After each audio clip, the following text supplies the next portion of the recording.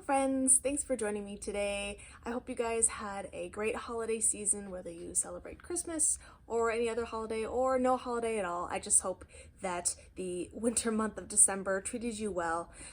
Today I'm going to be doing a book review, but I figured I got a couple books for Christmas, not a lot, not enough to warrant making a whole separate video about, so I just figured that I would throw it in at the start of this review. So the first book that I got, one of two, is Voyage of the Basilisk, which is the third book in the Memoirs of Lady Trent series, the first book of which was my very first book review on this channel.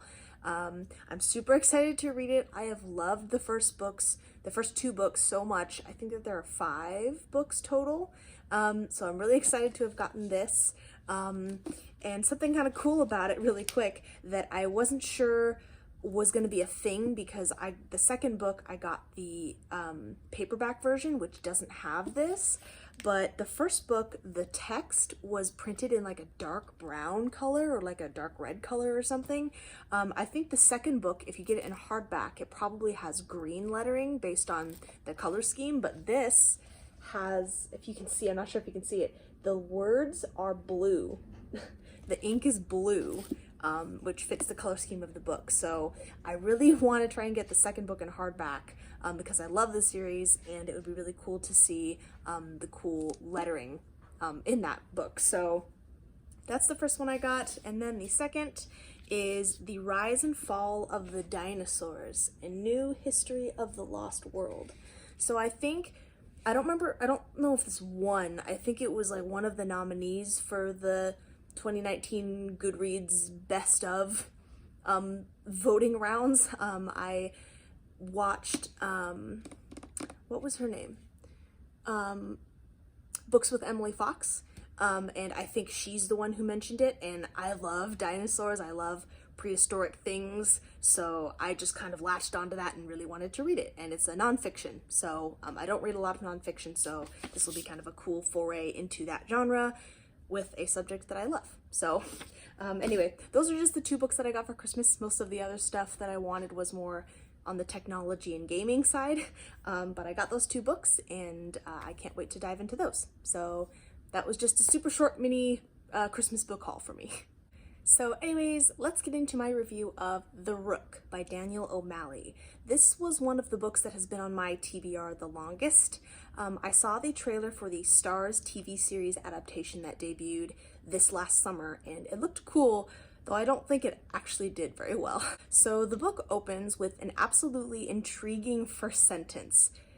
"Dear you, the body you are wearing used to be mine." It's the start of a letter addressed to our main character, Myfanwy Thomas, written by Myfanwy Thomas. She wakes up outside in the pouring rain, battered and bruised, surrounded by dead bodies, with no memory of who she is or what happened to her. Through letters and extensive notes left behind by her old self, Myfanwy quickly learns that she's part of a secret government organization called the Sheka. Apologies if I'm not pronouncing that right. They put some pronunciation guides in the book, but I'm still just kind of rolling with it. So called the Sheka. It protects Britain from supernatural threats unbeknownst to the public.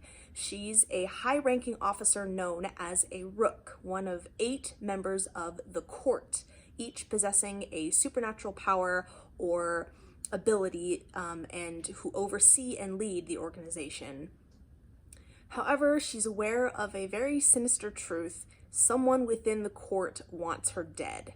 The old Myfanwy knew that somehow, at some point, she would lose her memory, her very essence and sense of self. So in an attempt to warn her impending self and arm her with as much information as possible, she put together letters, notes, and research to help her discover who wants her dead and why before it's too late. But the new Myfanwy has more than just a traitor on the inside to worry about. A dangerous old enemy of the organization has begun to make its move after years of silence, and she must work with her colleagues to prevent disaster from befalling the Sheka and the country at large, as well as trying to solve the mystery of who is out to kill her. So The Rook is basically X-Men meets Men in Black, but with a British flair. People with powers and abilities work for a secret organization that fights and contains supernatural forces. Miffy has the ability, and you learn this pretty much at the start, to sort of manipulate people's bodies. Her partner Rook, has 4 different bodies that he can control simultaneously.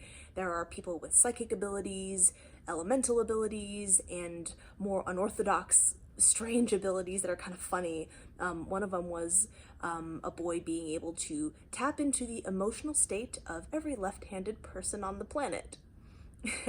So it has that sort of just funny British overtone over everything, but at times it also gave me some major SCP Foundation vibes at times, if anyone is familiar with Secure, Contain, Protect. Just there's some grotesque creatures throughout and sort of horrors and imagery that just give me those vibes. Honestly, this book was a pretty fun time overall, clearly. There were a few glaring examples where the author exhibited moments of what I've come to know as men writing women, where male writers have a description of a woman or the inner thoughts of a woman or behavior of a woman, etc., that is ridiculous, unrealistic, or, objectifying, unnecessarily sexual, and so on. And the first instance happens a mere 5 pages into the book, where Miffy takes refuge in a hotel after being, out in the pouring rain and waking up and not knowing who she is. She looks in the mirror at herself for the first time, naked, and notes that she's, quote, not possessed of an especially sexy body, but it was at least blessedly free of cellulite, because cellulite is apparently something to be ashamed of. There are a couple other moments scattered throughout, and one might argue that it's just part of the tone of the book, but in any case, they rubbed me the wrong way immediately, and I think that O'Malley could have written those passages in a more tasteful way. Though to his credit, I do think that Miffy has some very strong and lovely relationships with other female characters. And aside from those moments, this really was an entertaining read. It has some of that deadpan, straightforward British flavor, and I appreciate that. And just, there's plenty of humor throughout. There isn't a lot of depth to it, and I was totally okay with that. It didn't need it. This book didn't need that. It can lead to some interesting contemplation on, how humans, the question like, are we all just a culmination of memories and past experience, and without them, we essentially cease to exist, that kind of thing. But really, this is just a fun supernatural mystery adventure where you're following a bewildered character frantically trying to learn what's going on and who's trying to kill her while simultaneously fighting otherworldly threats. So the original Miffy is essentially a recurring character herself, despite being dead for all intents and purposes, appearing regularly through her letters and notes to explain specifics of the Sheka or retell an event that happened in the past for context. Some people might find these constant info dumps and retellings to be boring or find that it slows down the pacing too much, but I personally found the world building very cool. Miffy is basically like a super admin, so that means there's inherently less action than there might be in a book where she was a field agent, like her partner Rook. But there's a lot of mystery that's slowly unraveled and keeps things interesting, and she does go out into the field several times to intense and exciting ends. Several of the characters felt a little underutilized, or very underutilized, specifically members of the court, even though they're meant to be, the top dogs of the organization who are very powerful. I wish we got to see more of some of them, but you do get to know a few of them very well. There's some convenience written into this book to make it all work, notably that none of Miffy's co-workers really seem concerned that she's acting very counter to the way she's always acted. The original Miffy was infamously timid and cowed and anxious, where the new Miffy is fairly bold and confident.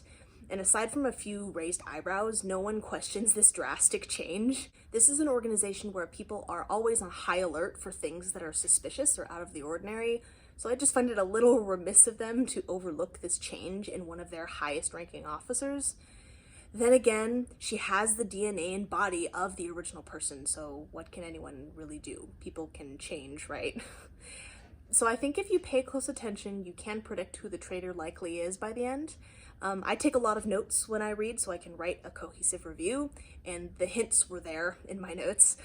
Despite that, the end of the book is very interesting. Despite all that. I think that this could be read as just a one-off if you're satisfied with the ending, but there is a second book called Stiletto, which I do want to read. I give this a solid 4 out of 5 stars. A few moments rubbed me the wrong way, and sometimes I just had a hard time believing that everyone was just so accepting of the dramatic behavioral changes from Miffany, but it was very entertaining and funny and an easy read. Cool powers and creatures on display, and a mystery to be solved with help from the person that you used to be, who Miffany used to be. So let me know if you've read The Rook or seen the TV show and what you thought of either of them. The show trailer has sort of a much darker, more serious vibe than the book itself has, and a look at the cast list shows that a lot of the characters from the court aren't even in the show, which is a bummer. So I don't know, did you watch the show? Did you enjoy it? Did you hate it? Did you watch the show but maybe haven't read the book? Please share in the comments below. So thank you guys so much for watching. Again, I hope that everyone had a great holiday winter month of December, and I will see you guys next time. Bye!